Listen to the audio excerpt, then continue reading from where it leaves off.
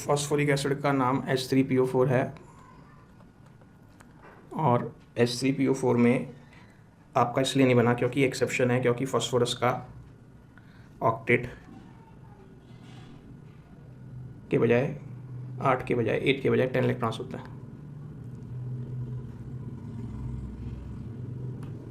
तो ऐसा करो, रुक जाओ, कोई बात नहीं, घबराओ नहीं। आप 5 मिनट के लिए रुको, बल्कि कहना चाहिए 15 मिनट के लिए रुको। उसके बाद हम आपके सब लीव स्ट्रक्चर जो प्रॉब्लम्स है वो करा रहे होंगे। पहले छोटे छोटे से 2 आर्टिकल करिए। और सुधांशु शर्मा जी ने पूछा था ना, सुधांशु शर्मा जी अपना क्वेश्चन पकड़ के रखना, जैसे मेरी बात खत्म हो फिर से रिपीट करना, ठीक है? क्या सर, बोलो क्या? पता नहीं सर, ऐसे तुम बॉन्ड लैंड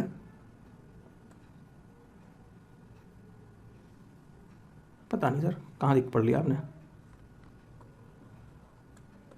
कौन सी बुक में है?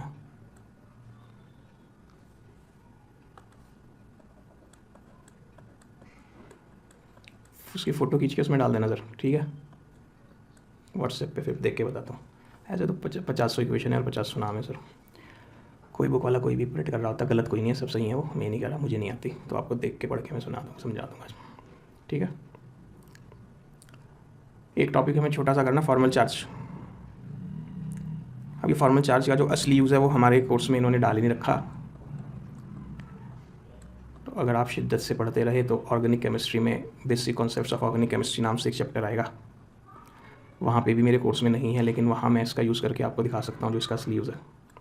एक फार्मूला है फॉर्मल चार्ज इज Fc=V-L-S/2। अब कोई पूछे ये Fc क्या है, तो Fc तो समझ आ रहा है, फॉर्मल चार्ज को कहते हैं, बोलो। अब V बतानी कौन है, तो V is valence electrons, L is electron present as, L for lone होता है, लोन पेयर, और S फॉर इलेक्ट्रॉन्स, बिल्कुल सही। बॉन्डेड पेयर भी आप कह सकते हो, प्रेजेंट एज बॉन्डेड पेयर या फिर एज शेयर्ड पेयर, क्योंकि शेयर्ड पेयर तो बॉन्ड बनाते थे। अब इसका इनका मोटो क्या है, क्यों पढ़ा रहे हैं, तो ज़्यादातर सब बुक्स वाले ओजोन का मॉलिक्यूल पढ़ गए थे आप, कल याद करो। ओजोन पे निकाल के दिखाया करते हैं। इस ऑक्सीजन को मैं कह रहा हूँ नंबर 1, इसको मैं कह रहा हूँ नंबर 2, थोड़ी देर के लिए इसको कह रहा हूँ 3, वो कोई रटने की बात नहीं है, किसी को भी 1 2 3 कह दो। अब जब हम इसका लुईस स्ट्रक्चर बनाया करते हैं तो इस ऑक्सीजन के कितने इलेक्ट्रॉन्स, खुद के 6, इस ऑक्सीजन के खुद के 6 ये वाले, और इस ऑक्सीजन के भी खुद के 6 ये वाले, बोलो हाँ या नहीं। 3 ऑक्सीजन के खुद के 6 इलेक्ट्रॉन्स हो गए। अब वो हमारे से कह रहा है कि जी फॉर्मल चार्ज आपको बताना है, और फॉर्मल चार्ज किसका बताना, फर्स्ट वाले ऑक्सीजन का भी, सेकंड वाले ऑक्सीजन का भी, और थर्ड वाले ऑक्सीजन का भी। तो वैलेंस इलेक्ट्रॉन तीनों के केस में 6 है या नहीं, माइनस फॉर्मूले वाला। अब इस ऑक्सीजन के पास लोन पेयर कितने हैं, इस फर्स्ट ऑक्सीजन के पास देखो 2 लोन पेयर है, और 2 लोन पेयर में इलेक्ट्रॉन कितने हुए, 4। अब इस सेकंड वाले ऑक्सीजन पे देखो लोन पेयर कितने हैं, बस यही तो रह गया लोन पेयर, बस यही तो रह गया लोन पेयर। ये वाला पेयर तो बॉन्डिंग में, कोऑर्डिनेट बॉन्डिंग में इन्वॉल्व है या नहीं, सत्यु वाला दांदा था जब ये शेयर्ड पेयर में, तो 1 लोन पेयर यानी 2 इलेक्ट्रॉन। इस 3 के पास कितने लोन पेयर हैं, और 3 लोन पेयर मतलब माइनस माइनस माइनस, फॉर्मूले वाला आ गया। अब शेयर्ड पेयर कितने हैं, फर्स्ट ऑक्सीजन के पास ने 2 बॉन्ड बना रखे हैं, और 2 बॉन्ड में कितने इलेक्ट्रॉन हुआ करते हैं, 4। सुधांशु जी आ रहा है नहीं, तो 4/2, बोलो अब सेकंड वाले ने कितने बॉन्ड बना रखे हैं? 3 बॉन्ड नहीं बनाए हुए, 1 2 इधर और 1 इधर। हमने थोड़ी कहा कौन से बॉन्ड, हमने तो बॉन्ड कितने बना रखे हैं? 3। तो एक बॉन्ड में 2 इलेक्ट्रॉन होते हैं, तो 3 बॉन्ड में 6 इलेक्ट्रॉन्स। अब थर्ड बॉन्ड ऑक्सीजन ने कितने बॉन्ड बना रखे हैं? 1। और 1 में कितने इलेक्ट्रॉन होते हैं? अब देखना यहाँ क्या आया, बोलो, मुझे तो पता ही है। 0। बोल दो सर।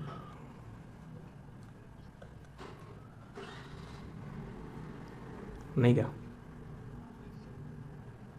इसके ऊपर कितना फॉर्मल चार्ज है? 0। इसके ऊपर कितना फॉर्मल चार्ज है? +1। और इस पर कितना फाइनल चार्ज है? तो ये सचमुच में चार्ज नहीं है। सचमुच के चार्ज अगर होते फिर तो ये आयनिक हो जाता कुछ। ये फॉर्मेलिटी वाले चार्ज हैं, इसलिए कह रहे हैं फॉर्मल चार्ज। फॉर्मेलिटी वाले चार्ज का क्या मतलब? ये जो 2 इलेक्ट्रॉन है रेड वाले, ये दोनों सचमुच में किसके हैं? सेकंड वाले ऑक्सीजन के। सचमुच में दोनों सेकंड वाले ऑक्सीजन के हैं, लेकिन बॉन्ड बनने के बाद यहाँ की कौन सा बॉन्ड बन गया? Coordinate bond. एक बार ये बॉन्ड बनने के बाद क्या फील दे रहे कि जैसे इसके रहे हो 7।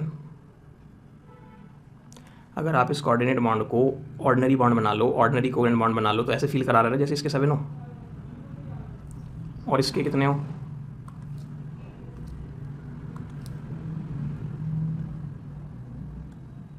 5। सही बोले सर। और इसके कितने हो? 6। तो बॉन्डिंग का सिनेरियो बनने के बाद इसको खुद के कितने महसूस हो रहा है कि खुद के प्योर मेरे वाले कितने हैं? जैसे 6। और 6 ही होते हैं ऑक्सीजन के वैलेंस इलेक्ट्रॉन, और अभी भी बॉन्ड बनने के बाद भी 6 ही फील हो रहे थे अपने। तो फॉर्मल चार्ज 0। इसके खुद के हुआ कितने करते हैं खुद में? सचमुच में तो 6, लेकिन अब कितने लग रहे हैं सिर्फ कि मेरे कितने रह गए? तो 1 का घाटा हो गया क्या? और 1 का घाटा हो गया तो क्या बोलें? 6 से 5 रह गए, तो 6 से 5 रह गए तो ऐसे फील हो रहा है ना, 1 इलेक्ट्रॉन दे दिया, और 1 इलेक्ट्रॉन दे दिया तो +1 चार्ज आता है नहीं। इसके 6 के बजाय से खुद को कितने फील हो रहे हैं? तो 6 हुआ करते हैं, 7 फील हो रहे हैं, तो ऐसे फील हो रहा है ना, एक फ़ायदा हो गया, एक लूट लिया, एक छीन लिया। और जब एक लूट लिया, एक छीन लिया, तो कितने हो गए? तो इसलिए इसके ऊपर क्या है? Formal charge -1। तो मैंने बोला था आपको कल कि पहले ओजोन के मॉलिक्यूल में जो कोऑर्डिनेट बॉन्ड होता था उसे एरो बना के दिखाते थे, अब ऐसे दिखाते हैं। अब ऐसे दिखाते हैं। अब कैसे क्लियर हो भाई? ये तो नॉर्मल कोवेलेंट बॉन्ड लग रहा। तो इसके ऊपर उन्होंने यहाँ +1 और -1 लिखना शुरू कर दिया। इस +1 और -1 लिखा होने से क्या हो गया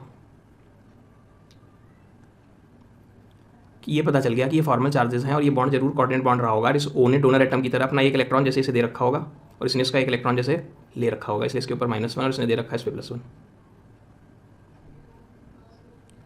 कुछ खास मज़ा नहीं आ रहा ना कि ये कर क्यों रहा है? ठीक है, बॉन्ड बन गया था, हमें समझ आ गया था, बॉन्ड समझ में आ गया तो बोलो भाई, मज़ा नहीं आ रहा ना कि क्यों कर रहा है? निकालना तो आ गया ना, अदरवाइज हमें निकालने में तो कोई दिक्कत नहीं है, या है कोई दिक्कत? कोई दिक्कत नहीं है। अब मैंने तो पढ़ाना शुरू करते हुए क्या कहा था कि आर्टिकल का क्यों पढ़ाया जाता है वो तो हमें बता ही नहीं रखा सचमुच में। वो कब पता चलेगा? जब हम ऑर्गेनिक केमिस्ट्री पढ़ते रहेंगे, और वो भी अगर हमने शिद्दत से पढ़ने का कस किया तो, क्योंकि हमारे कोर्स में तो है ही नहीं कि इसका असली यूज़ क्या है, बस आर्टिकल पढ़ा रखा। एक आयन, कार्बोनेट आयन में उसने हमें कह दिया कि कार्बन का, ऑक्सीजन का, सबका फॉर्मल चार्ज निकालो। मज़ेदार बात देखो क्या आनी शुरू होगी। ये कार्बन के इलेक्ट्रॉन्स हैं क्या? ये खुद के कितने इलेक्ट्रॉन्स? कार्बन के खुद के, हाँ या नहीं? और ऑक्सीजन के?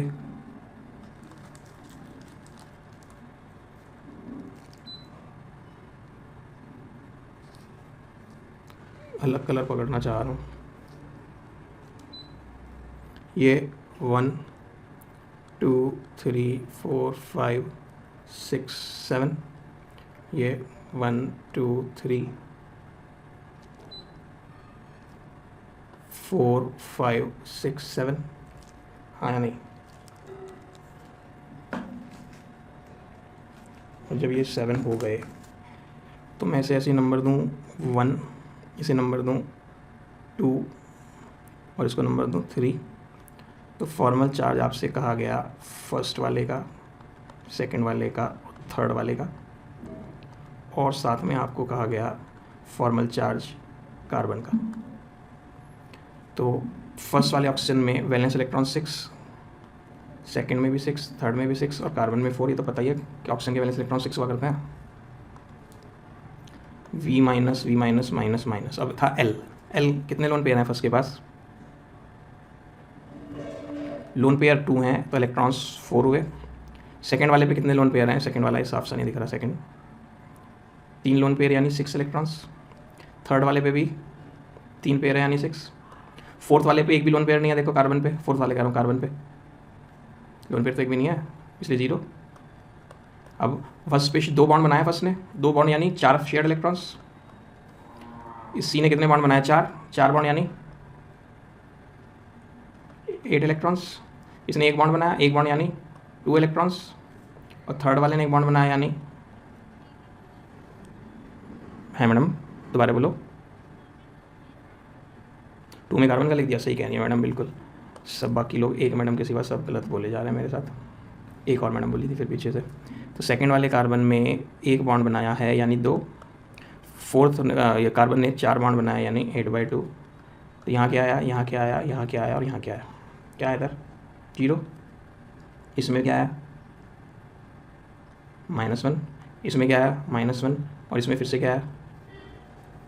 तो देखो आपको पहले ही पता था जब ये ऑक्सीजन नॉर्मल जो होता है, नॉर्मल ऑक्सीजन 2 बॉन्ड बनाया करता है, इसने 2 ही बनाया तो इसलिए इस पर 0 ही चार्ज आना था।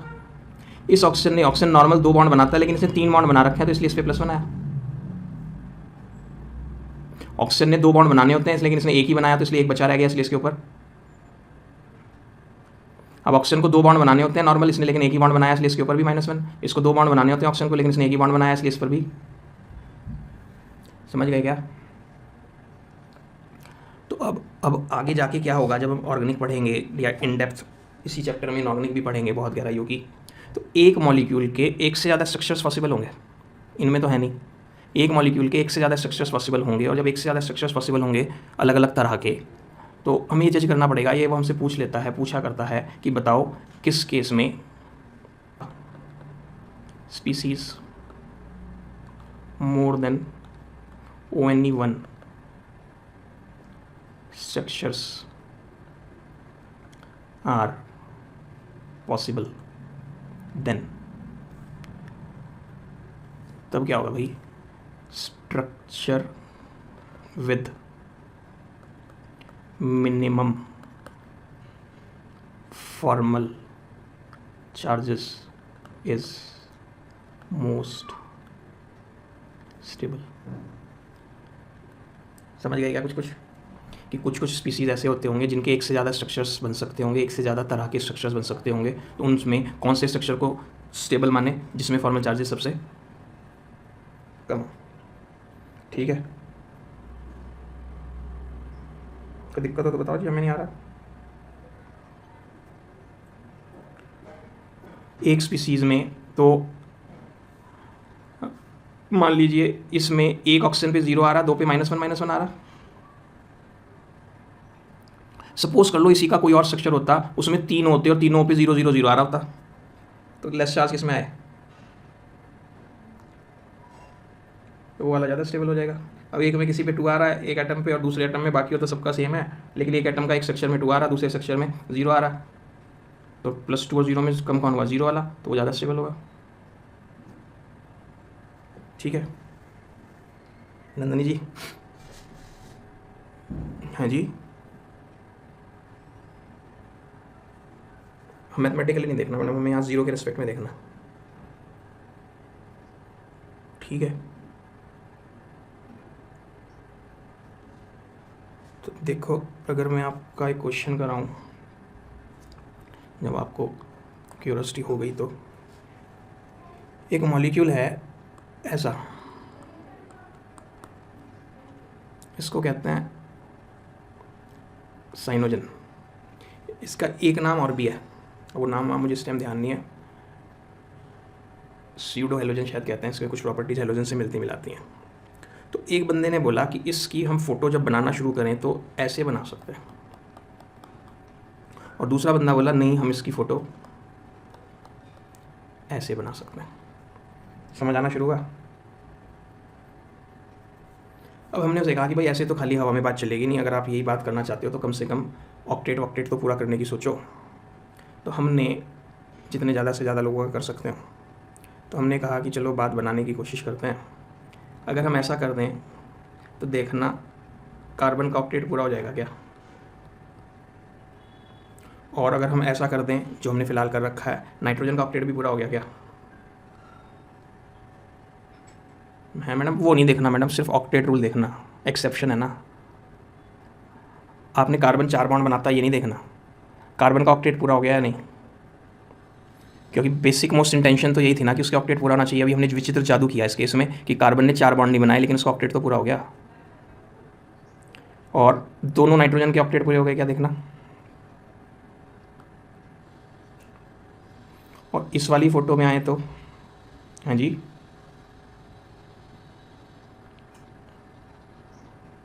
अरे हम कब कह रहे होते हैं नहीं होते। इस नाइट्रोजन के इलेक्ट्रॉन कितने हो रहे हैं अब, इसके कितने हो रहे हैं, तो बस अब कौन सा किसके साथ कोऑर्डिनेट बॉन्ड है, कौन सा क्या है, उसमें तो मैं दिमाग लगा ही नहीं रहा, नहीं तो आधा घंटा मेरा इसी में निकल जाएगा। जवाब उन सब का भी है। आप वैलेंस इलेक्ट्रॉन नहीं देख रहे इस वक्त, आप सिर्फ क्या देख रहे हैं, ऑक्टेट रूल। अब इसमें मैंने ये थोड़ी बोला कि ये तीनों नाइट्रोजन के हैं, या इनमें क्या पता ये दोनों नाइट्रोजन के हो, नाइट्रोजन के हैं दोनों। कार्बन के तो ये रहे 1 2 3 4, और ये वाला बॉन्ड कैसा है, कोऑर्डिनेट बॉन्ड है, ये है। अब देखना होगा क्या, आपकी तमन्नाएं पूरी भी जो थी सबकी। जो इनका लोन पेयर था 5 ही हो गए ना, 2 तो वो वाले दोनों नाइट्रोजन के हैं, 3 4 5, ये दोनों इलेक्ट्रॉन नाइट्रोजन के, ये वाला नाइट्रोजन का, ये वाला नाइट्रोजन का, यानी 4, और ये 5वां नाइट्रोजन का।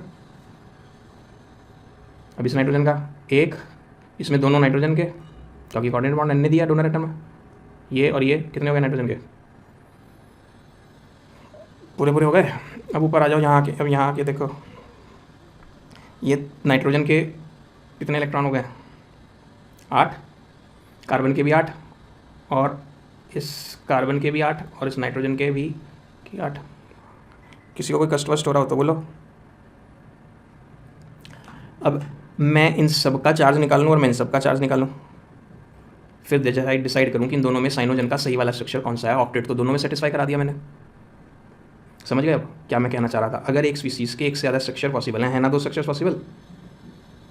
अब इनमें कौन से वाले को साइनोजन का स्ट्रक्चर माने, तो फॉर्मल चार्ज बोला मैं हूँ ना, मैं बताऊँगा। बता भाई कैसे बताएगा? तो आप इस सी पर, इस एन पर, इस एन पर, इस सी पर ये वाला फॉर्मूला लगाओ, ये वाला फॉर्मूला लगा लोगे।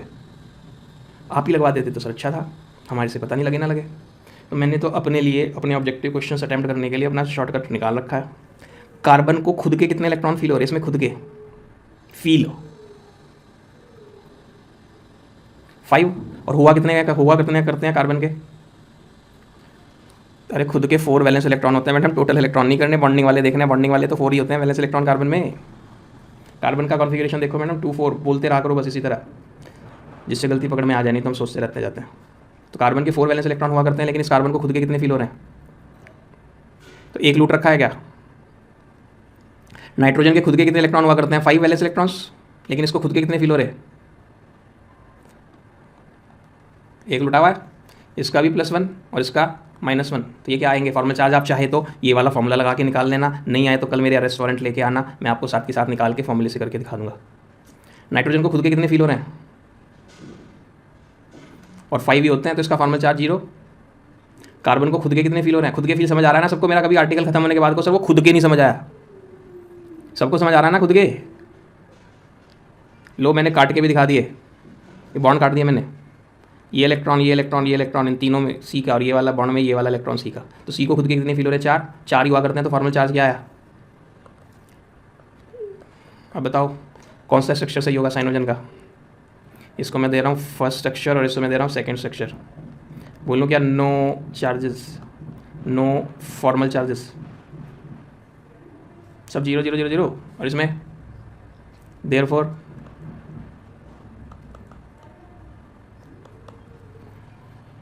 आया भी या नहीं आया?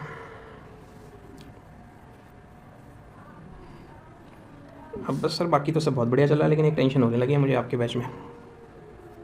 बताओ क्या? जल्दी बताओ क्या? नहीं, अरे इतने जवाब देने वाले मिल गए, यही बहुत किस्मत की बात है। नहीं तो ऐसे ऐसे बैच भी पढ़ाने पड़ते हैं कभी कभी तो कि पूरी बैच में कोई बोलने वाला ही नहीं है, सिर्फ आए मेरे।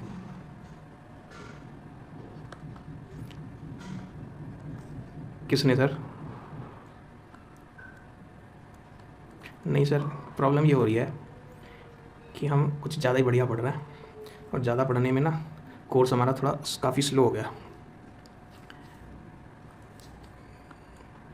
कैरेक्टरिस्टिक्स ऑफ आयनिक कंपाउंड्स पढ़े थे क्या पीछे? इसके बाद आपके लुईस स्ट्रक्चर्स में आ रहे हैं। इसे पढ़ने के बाद आपके लुईस स्ट्रक्चर बनाने में कुछ हेल्प मिलेगी। एक टॉपिक और पढ़ेंगे, एक्सेप्शंस टू। तो बोलो कैरेक्टरिस्टिक्स में वही वाले पॉइंट्स उठाएंगे जो वहाँ उठाए थे। पहला वहाँ पॉइंट फिजिकल स्टेट था क्या? और आयनिक कंपाउंड्स में फिजिकल स्टेट में क्या लिखा था? They are at room temperature. और ये क्या है? शुगर है, कोवेलेंट कंपाउंड है। शुगर सॉलिड है, वाटर कोवेलेंट कंपाउंड है, लिक्विड है, CO2 कोवेलेंट कंपाउंड है, गैस है।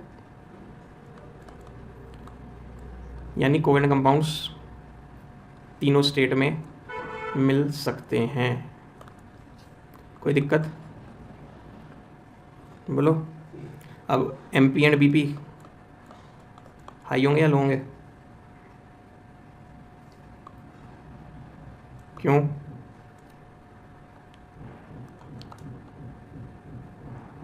क्योंकि हाँ, वो पढ़ाई थी ना वैन डर वाल फोर्सेस।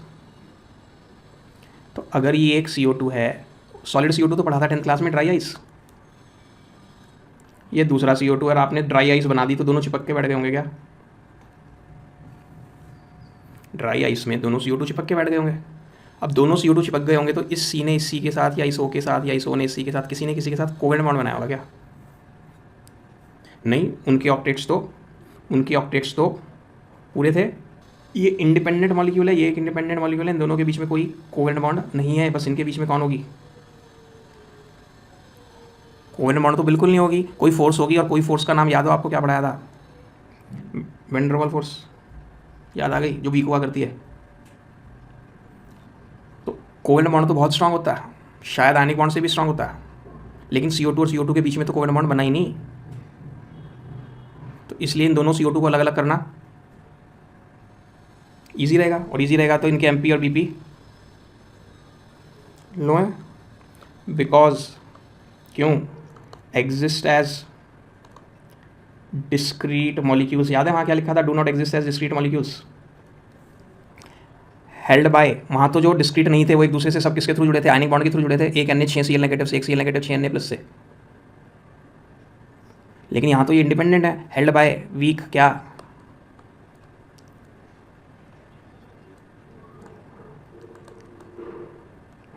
आया सर याद है? नहीं?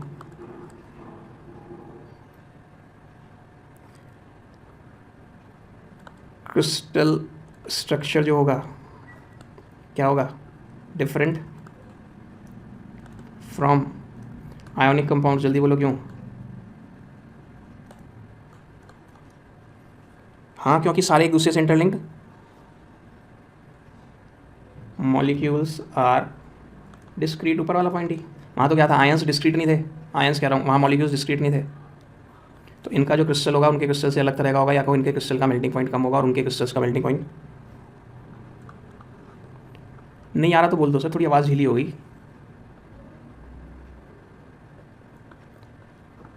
नहीं आया क्या?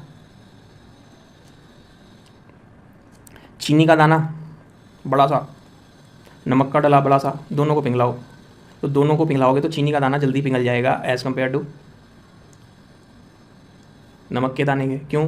क्योंकि नमक के दाने में एक Na+ ने 6 Cl नेगेटिव को स्ट्रॉन्ग आयनिक बॉन्ड से पकड़ा गया, सबको अलग अलग करना मुश्किल हो रहा होगा। और चीनी के दाने में शुगर का एक मॉलिक्यूल, ये शुगर का सिंगल मॉलिक्यूल है, ये शुगर का दूसरा मॉलिक्यूल है, इनके बीच में तो कोवेलेंट बॉन्ड नहीं है, इनके बीच में तो weak van der Waals forces ही हैं, तो दोनों एक दूसरे से दूर दूर आसानी से हो जाएंगे। तो हम क्या कहें, ये अलग तरह के क्रिस्टल्स है और ये अलग तरह के क्रिस्टल्स हैं, इनका मेल्टिंग पॉइंट ज़्यादा है, इनका मेल्टिंग पॉइंट अभी भी नहीं आया तो बोलो सर नहीं आया जल्दी से। नंदनी आनंद जी आई या नहीं आई अभी भी आवाज़ उनकी? मैडम क्या हो रहा था, बार बार डिस्कनेक्ट क्यों हो रहे हैं आप? पंडित जी से कुछ चेक वेक करवाओ। मैडम भी सीरियसली कह रहे हैं ओके। कौन से पंडित जी से कराओगे मैडम? चलो पूछा नहीं आपने पहले, ओके कह के चुप हो गए थे आप। अब जिससे मैं कमीशन खाता हूँ मैं तो उसी का नाम बताऊँगा। Generally soluble and organic compounds या क्या कह दूँ, बोलो जल्दी, पढ़ा चुका हूँ सर ये तो, लाइक और लाइक नहीं पढ़ाया था। पोलर में पोलर खुलते हैं, नॉन पोलर में नॉन पोलर खुलते हैं। तो ऑर्गेनिक कंपाउंड्स जो होते हैं वो लेस पोलर होते हैं, तो वो किस में खुलते हैं? नॉन लेस पोलर में। और ऑर्गेनिक कंपाउंड लेस पोलर और कोवेलेंट कंपाउंड भी लेस पोलर। पता नहीं हमें आप क्या कह रहे हो, नहीं समझ आ रहा ना? 10th में पढ़ा था इसलिए नहीं आला, 10th में था सर ये सब।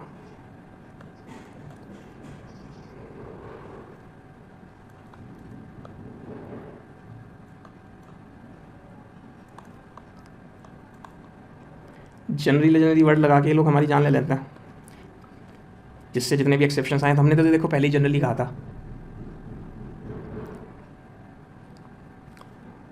तो आपने बेंजीन नाम सुना है 10th क्लास में या नहीं सुना? क्या ये कोवेलेंट कंपाउंड है या आयनिक कंपाउंड है?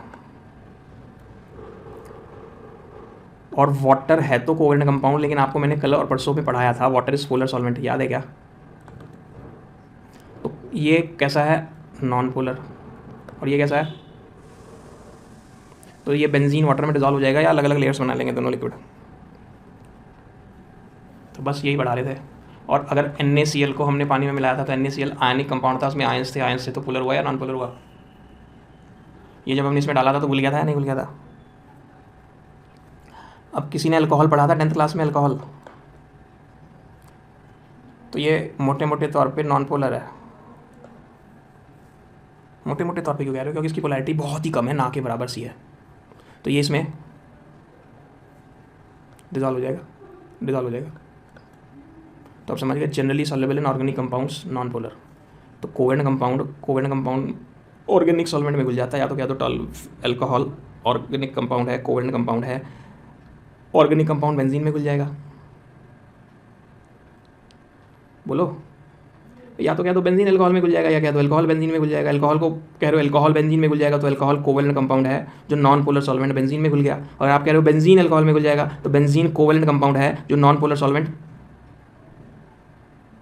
इथेनॉल मिल गया। हालांकि अभी पढ़ोगे इथेनॉल में थोड़ी सी पोलैरिटी होती है, तो वो तो सब एक्सेप्शंस है थोड़ी बहुत। तो चलें,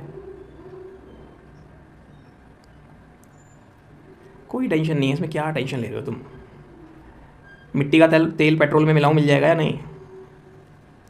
मिट्टी का तेल पेट्रोल में नहीं मिलेगा? कैसी बातें कर रहे हो सर, हिंदुस्तान में तो आधे पेट्रोल पंप वाले मिट्टी का तेल मिला के बेच रहे हैं। थोड़ा रिफाइंड वाला मिट्टी का तेल और ले लेते हैं, उससे थोड़ा बढ़िया वाला, आम भाषा में से मिट्टी का तेल ही कह देते हैं। और उसमें पेट्रोल में पानी मिला के भी बेच देंगे क्या? बस चलता तो बस, अगर उनका बस चलता पेट्रोल में पानी मिल जाया करता तो हिंदुस्तान का तो बस हो गया था। और दूध में जैसे पानी मिल जाया करता तो हिंदुस्तान का देखो ही क्या रहा है दूध में। हर कॉलोनी में 2-4 दुकानें किसी और चीज़ की होना हो, डेयरी की होती हैं। कोई और दुकान चले ना चले, डेयरी चलती रहती है सारी। पता नहीं चला आज तक ये राज।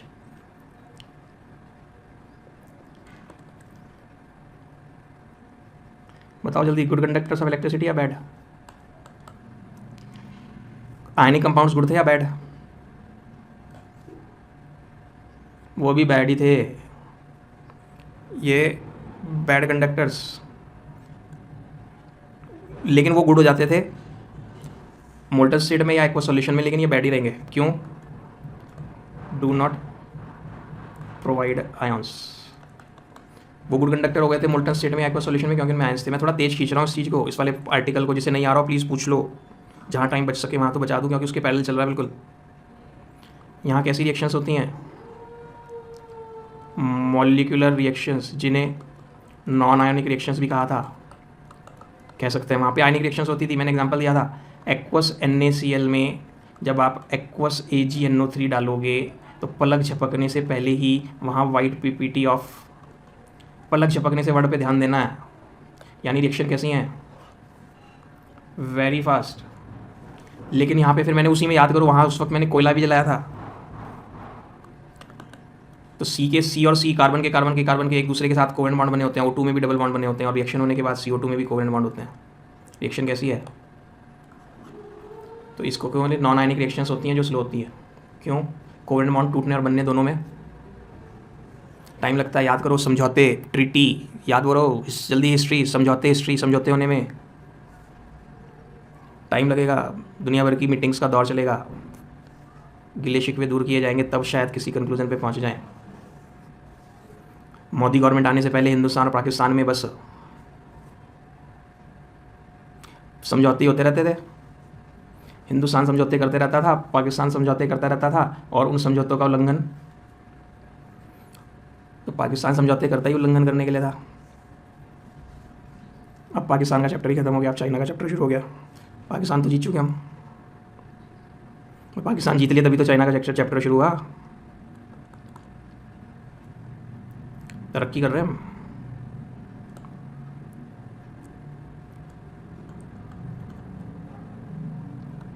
भाई कल मेरी दुश्मनी चूहे से थी, आज मेरी दुश्मनी बिल्ली से है, तो मैं तरक्की कर गया ना। चलिए, डायरेक्शनल कैरेक्टरिस्टिक्स एंड आइसोमेरिज्म पढ़ा था क्या, 10th नहीं पास करी, कितने दुख के साथ आ रहा है इस, ये कौन था 10th क्लास में,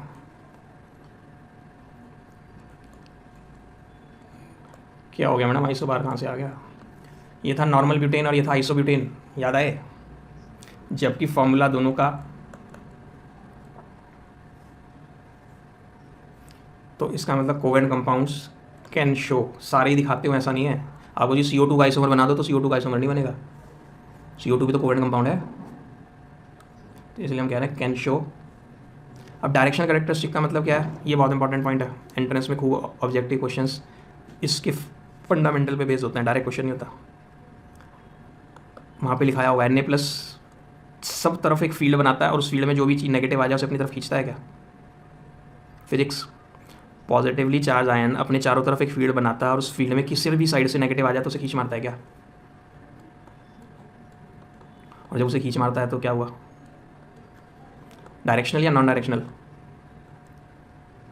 कौन, आयोनिक। लेकिन कोवेलेंट बॉन्ड में अगर आपने यहाँ और इधर बॉन्ड बना दिया तो ये C इधर से भी किसी O को अट्रैक्ट कर रहा होगा क्या, इधर से भी तरफ से, या बस इधर से ही,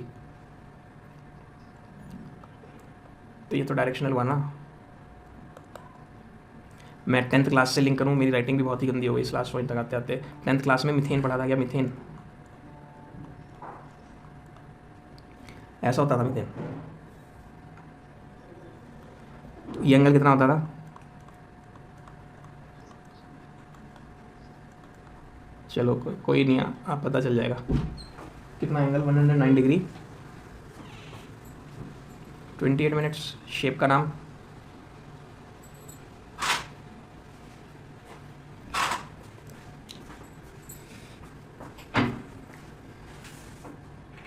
तो इस और इस बॉन्ड के बीच में, इस और इस बॉन्ड के बीच में कितना एंगल है, 109 डिग्री 28 मिनट्स, मिनट जानते हो ना, इस और इसके बीच में 109 28 से कम है या ज़्यादा है, और इस और इसके बीच में, और इसके बीच में,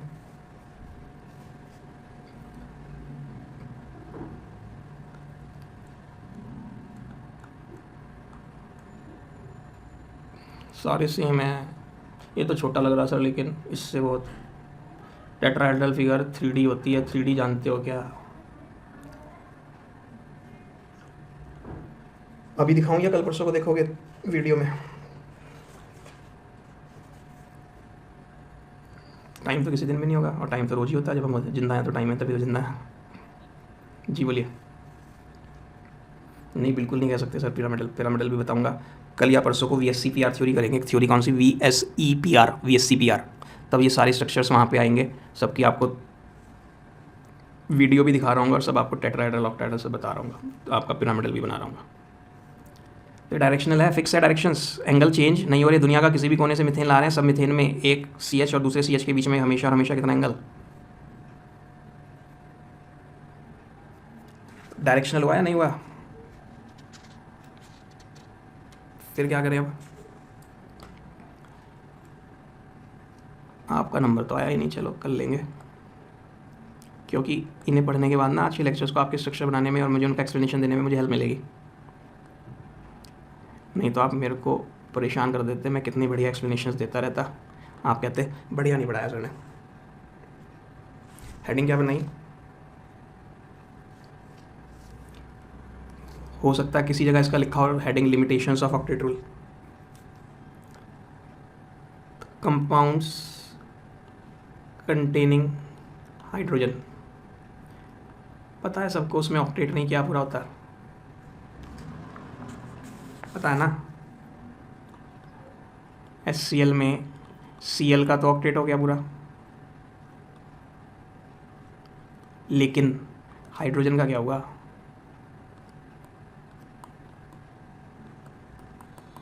बोलो हाँ या नहीं।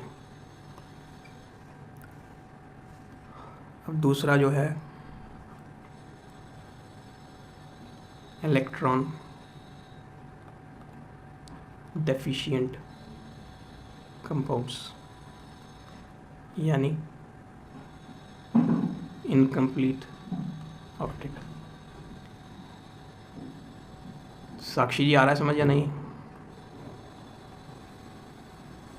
साक्षी जैन जी हैं या नहीं है?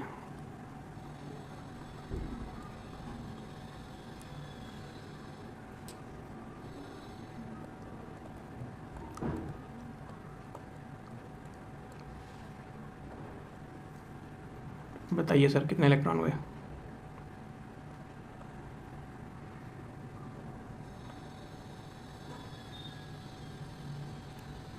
बेरिलियम के कितने इलेक्ट्रॉन्स हुए? तो BeCl2 नाम का कंपाउंड तो दुनिया में होना नहीं चाहिए था। मैं लुईस स्ट्रक्चर नहीं बना रहा, टाइम ज़्यादा लगेगा। बोरॉन के वैलेंस शेल में खुद के 3 इलेक्ट्रॉन होते हैं, किसी को इस बात में डाउट हो तो बोलो। बोल दो सर जल्दी से, सर हमें है बस इतना बोलना, मैं लिख के दिखा दूंगा। बोरॉन के वैलेंस शेल में खुद के 3 इलेक्ट्रॉन्स होते हैं, पता है नहीं? एटॉमिक नंबर 5 है, वैलेंस इलेक्ट्रॉन, ये भी सेकंड शेल है, ये भी सेकंड शेल है। Outermost shell, outermost shell में कितने इलेक्ट्रॉन है? शेयरिंग के बाद कितने हो गए?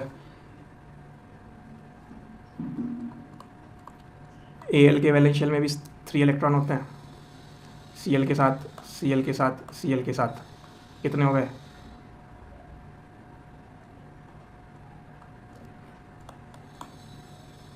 ये तीनों कंपाउंड को दुनिया में रहने का हक है या नहीं है? लेकिन रहते हैं दुनिया में, विशेष आशीर्वाद प्राप्त है ब्रह्मा जी का।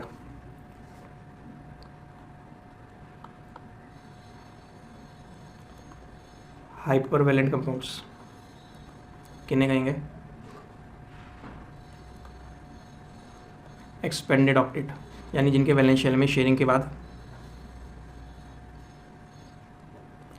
8 से ज़्यादा इलेक्ट्रॉन हो जाए। कितने इलेक्ट्रॉन हो गए P के शेयरिंग के बाद? फिलहाल अगर इतना छोड़ दूँ तो जल्दी गिनो। P के 3 बॉन्ड हो गए ना, 3 बॉन्ड हो गए, यानी शेयरिंग के बाद 6। कितने हो गए? ये बॉन्ड नहीं है तो एरो दिखाया मैंने लिखने के लिए, समझे सर? ये बॉन्ड नहीं है। फास्फोरस के कितने इलेक्ट्रॉन हो गए? 10। सल्फर कितने वैलेंस इलेक्ट्रॉन होते हैं, किसी को पता हो सल्फर के? ऑक्सीजन के नीचे है ना सल्फर, जब ऑक्सीजन के 6 वैलेंस इलेक्ट्रॉन है तो इसके भी 6 होंगे, और नहीं तो एटॉमिक नंबर 16 है, कॉन्फ़िगरेशन लिख लो, बचपन वाला 286, बड़ो वाला लिख लो तो भी 6। कितने बॉन्ड हो गए सल्फर के?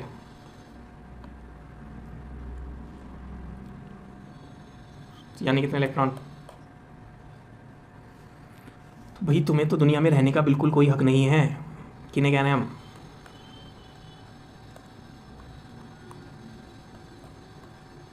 SF6 साहब से IF7 नाम का कंपाउंड है। आई के कितने वैलेंस इलेक्ट्रॉन हो गए?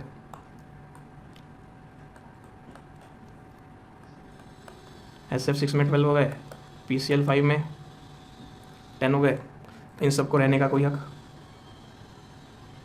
लेकिन रह रहे हैं, भगवान का विशेष आशीर्वाद है इनके सिर पे। अब इसमें एक इंपॉर्टेंट बात जो मेरी बुक्स में 11th में नहीं लिखते, एंट्रेंस वाला पूछ लेते हैं। इस फॉस्फोरस को और इस सल्फर को और इस आयोडीन को देखो, क्या ये सेकंड पीरियड में है?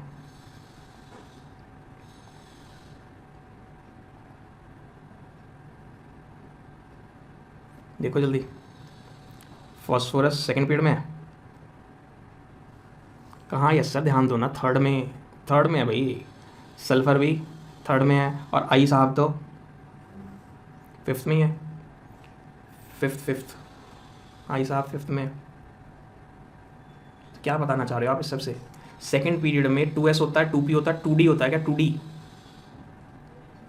2d नहीं होता, और 2d नहीं होता तो वो अपना ऑक्टेट एक्सपेंड नहीं कर सकते। कौन?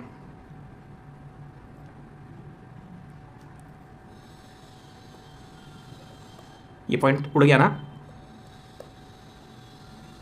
ये पॉइंट समझ नहीं आया ना?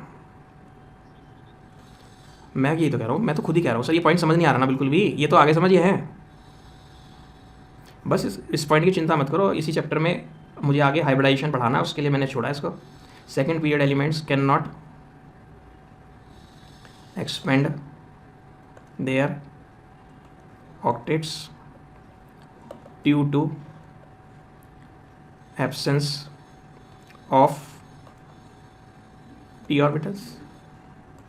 अब ये तो पढ़ाया था सेकंड पीरियड के एलिमेंट्स पिछले चैप्टर में। अब नॉर्मल बिहेवियर दिखाते हैं। क्या रीज़न था? Small size, high electronegativity, high charge to the size ratio, absence of d orbitals. दिखाऊं या लिखे हुए? तो वो तब तो हमने लिख लिया था कि मान गए थे अच्छा इनमें d नहीं होता। तो d नहीं होने से क्या हुआ, वो उस बात का सबूत हम आपको यहाँ दे रहे हैं कि d ऑर्बिटल्स ना होने की वजह से ये अपना ऑक्टेट एक्सपेंड नहीं कर पाते, यानी ये कभी भी हाइपरवैलेंट कंपाउंड नहीं बना सकते। कौन? सेकंड पीरियड वाले। तो हमें फिर भी नहीं आ रहा, कोई दिक्कत नहीं, बोला ना हाइब्रिडाइजेशन पढ़ेंगे। मैं आपको PCl5 का हाइब्रिडाइजेशन निकाल के दिखाऊंगा, मैं आपको SF6 का हाइब्रिडाइजेशन निकाल के दिखाऊंगा। आप ज़्यादा जिद करोगे, मेरे कोर्स में नहीं है, मैं IF7 का हाइब्रिडाइजेशन भी निकाल के दिखा दूंगा। जब मैं हाइब्रिडाइजेशन निकाल के देखूंगा तब आपको दिमाग में स्ट्राइक करेगा, उस वक्त ये वाली बात याद आएगी, ओ अच्छा इसलिए इन्होंने विशेष आशीर्वाद मिल गया भगवान जी का, इसलिए ये 8 बजाय 10 भी बना पा रहा है, ये 8 के बजाय 12 भी बना पा रहा है। लेकिन कभी भी सेकंड पीरियड का कोई भी एलिमेंट 8 से ज़्यादा इलेक्ट्रॉन्स वाला कंपाउंड बना ही नहीं सकता। 8 से कम वाला तो बना लेगा। देखो बोरॉन ने 6 वाला नहीं बनाया अभी, BF3 BCl3। तो हमने ये भी नहीं कहा कि थर्ड वाले हमेशा 8 से ज़्यादा वाले बनाएंगे, लेकिन 8 से ज़्यादा वाला चाहें तो बना सकते हैं, लेकिन सेकंड वाले चाह के भी। देखो नाइट्रोजन ठीक नीचे फॉस्फोरस है, नाइट्रोजन में 5 वैलेंस इलेक्ट्रॉन्स होते हैं, फॉस्फोरस में भी 5 वैलेंस इलेक्ट्रॉन होते हैं, आर्सेनिक में भी 5 वैलेंस इलेक्ट्रॉन होते हैं, क्योंकि 15 ग्रुप के हैं, सबका वैलेंस इलेक्ट्रॉन तो सेम होंगे।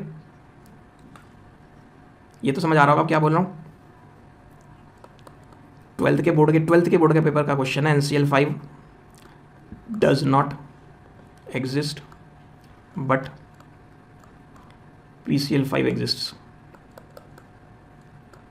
NCl3 exist as well as PCl3 exists।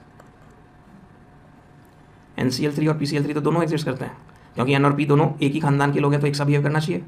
कर रहे हैं क्या इस पॉइंट में? इस पॉइंट में तो कर रहे हैं सर। जैसे NCl3 बनता है वैसे PCl3 बनता है, बनना भी चाहिए था क्योंकि N और P सेम ग्रुप में है। लेकिन इस पॉइंट में जब PCl5 एग्जिस्ट करता है तो भाई NCl5 तू भी बन, क्योंकि तू N भी तो फॉस्फोरस की फैमिली का ही है, फॉस्फोरस के ग्रुप का ही है। लेकिन NCl5 कह रहा मैं नहीं बनूंगा। क्यों नहीं करेगा? क्योंकि मैं तो सेकंड पीरियड का हूँ, नो d ऑर्बिटल्स। हमें अभी समझ नहीं आ रहा, मैं फिर से कह रहा हूँ, बस इसको हल्का सा धुंधला सा दिमाग में रख लो, क्योंकि जब मैं हाइब्रिडाइजेशन पढ़ाऊंगा तब बड़ा करंट आएगा इस सब चीज़ों से कि अरे हाँ इतनी बढ़िया बात पढ़ा रहे थे। ठीक है क्या? तब तक के लिए तो कंप्रोमाइज़ कर लोगे। 2 मिनट और ले लूँ? ये थर्ड पॉइंट था। फोर्थ पॉइंट क्या है? आज तक क्या सुने थे? नोबल गैसेस कंपाउंड्स बनाते हैं क्या?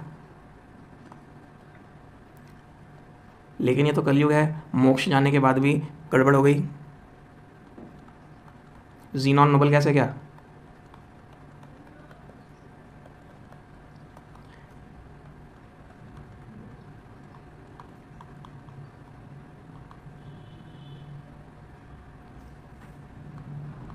एक्सेट्रा। जीनॉन ने बहुत सारे, क्रिप्टन ने भी बनाया है लेकिन कम मिलता। तो 8 इलेक्ट्रॉन तो तेरे पास पूरे थे, 2 फ्लोरीन के साथ करने के बाद तो तेरे 10 हो गए होंगे।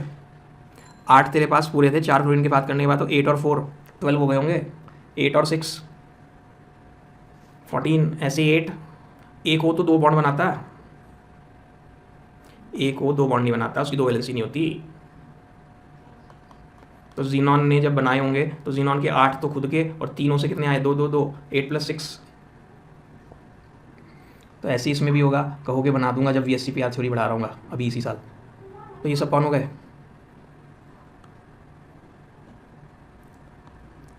क्या हो गए? एक्सेप्शंस हो गए या नहीं? ऑक्टेट समझना थोड़ी है, एनोमलीज समझ में आई थी क्या पिछले लेसन में? लास्ट दिन एनोमलीज पढ़ाई थी बहुत सारी। तो कह तो रहा हूँ बार बार, भगवान का विशेष आशीर्वाद प्राप्त है। जब भगवान का विशेष आशीर्वाद प्राप्त हो गया फिर समझ में थोड़ी आना कुछ।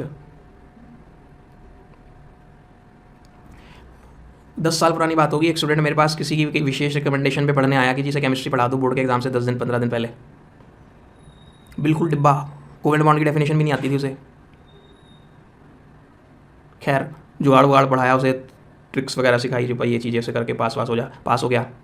थोड़े दिन बाद, उस टाइम ज़माने में मेडिकल का एंट्रेंस जो होता था वो AIPMT नाम से, CPMT नाम से, कई सारे नामों से होता था, उसमें उसका नाम आया हुआ था,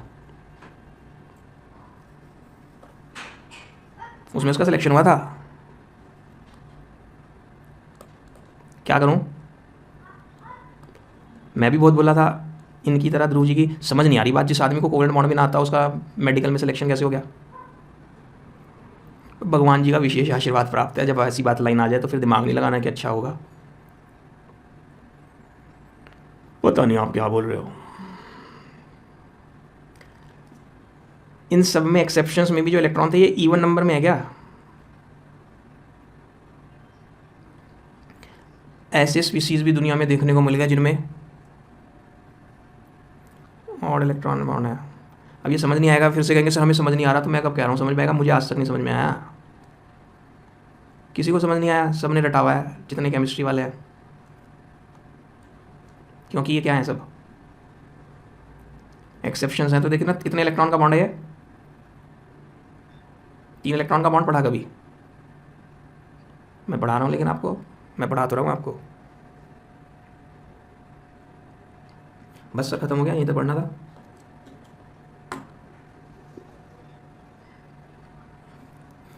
कोई बात नहीं सर।